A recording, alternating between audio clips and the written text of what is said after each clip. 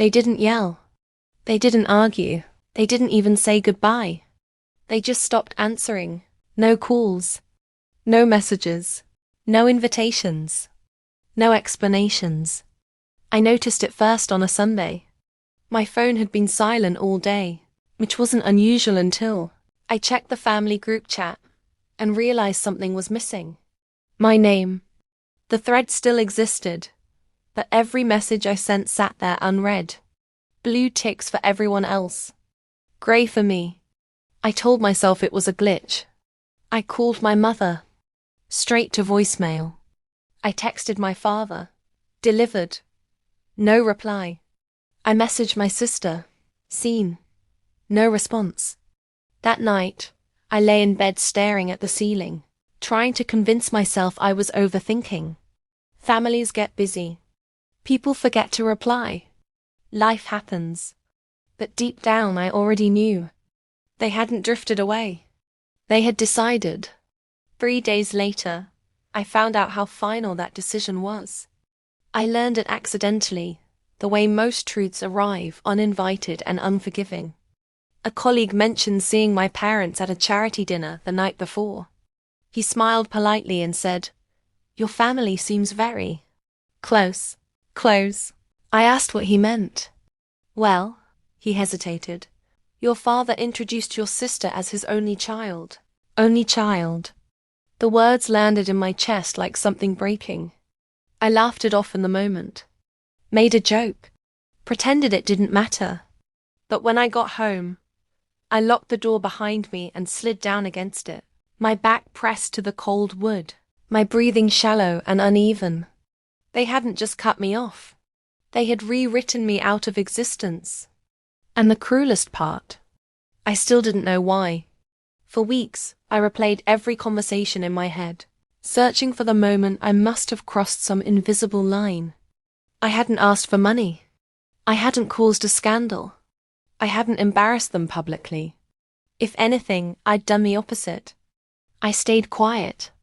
I worked relentlessly. I kept my head down while building something that consumed my entire life. And maybe that was the problem.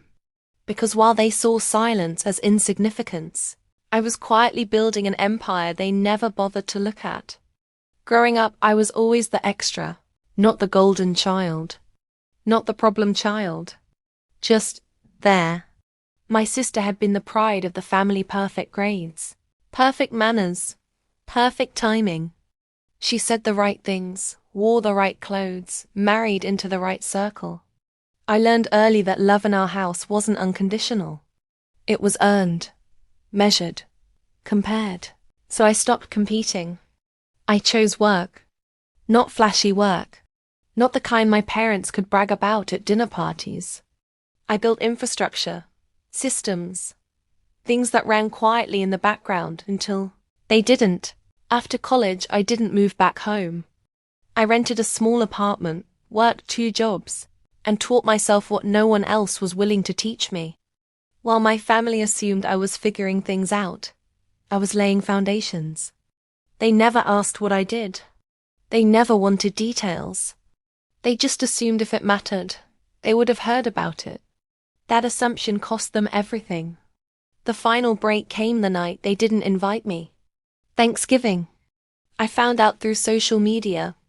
A photo appeared on my screen, my parents, my sister, her husband, their children, all dressed in coordinated colors around a perfectly set table.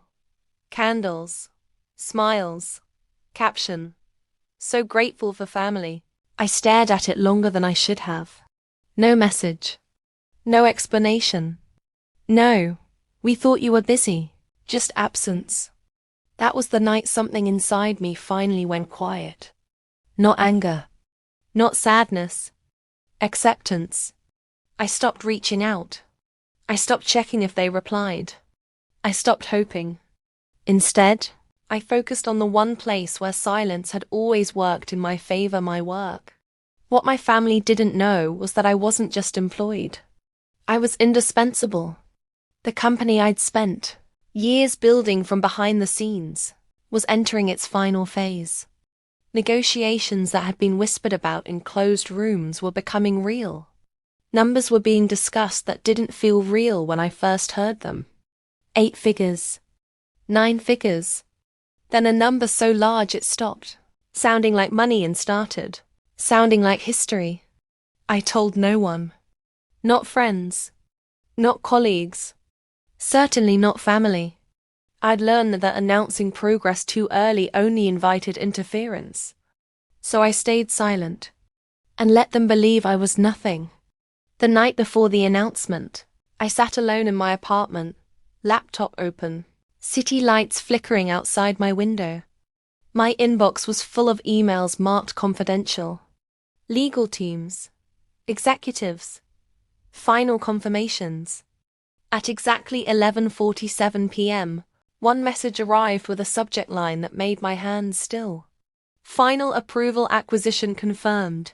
I didn't celebrate. I didn't cry.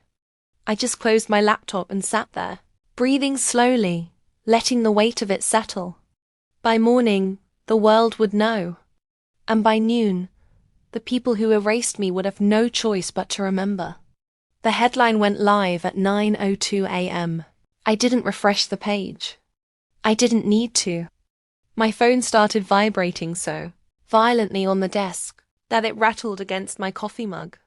One notification. Then 5. Then dozens. Breaking news. Private infrastructure firm acquired in $1.20. Billion deal founder to retain strategic control. My name sat there in black and white, suddenly real to everyone who had spent years pretending it wasn't. I watched the world react in real time. Emails poured in from people who had never replied to me before. Messages from executives who once spoke over me, now carefully choosing their words. Journalists requesting interviews. Investors congratulating me like they believed in me all along. And then inevitably the calls started. The first was my mother. I let it ring. Not out of spite. Out of clarity. The second was my father. I let that ring too. By the third call, my sister's name lit up the screen. That one almost made me laugh. 3 people who couldn't find time for a single text on Thanksgiving suddenly had unlimited minutes. I didn't answer. I went into the meeting instead. The room was glass and steel and quiet confidence. People who spoke only when they had something worth saying. Lawyers walked us through final signatures. Pens touched paper. A number with too many zeros became permanent. When it was done, the CEO across from me stood and shook my hand. "You built something extraordinary," he said. "And you did it without noise." Without noise. I nodded. That had always been the point. By the time I left the building, my phone showed 47 missed calls. Family. Extended family. Numbers I hadn't seen in years. I walked instead of driving. The city felt different that day. Not louder. Not brighter. Just lighter. As if something I'd been carrying for years had finally been set down. I stopped at a cafe, ordered coffee, and sat by the window. That's when the text came. From my mother. "We didn't know. We never knew. Please call us." I stared at the screen for a long time. Not angry. Not satisfied. Just tired. They didn't know because they never asked. They didn't know because they decided who I was without evidence. They didn't know because silence was easier than curiosity. Another message arrived, this time from my sister. "Can we talk? Dad's really upset. He feels terrible." Upset. Terrible. About what? About losing me? Or about being seen? An hour later, my phone rang again. This time I answered. My father's voice cracked before he even said my name. "We made a mistake," he said quickly. "Like speed could undo years. We never should have shut you out. We didn't understand what you were building." I leaned back in the chair and closed my eyes. "You didn't misunderstand," I said calmly. "You assumed." Silence. "We just thought you were." Struggling, my mother added softly in the background.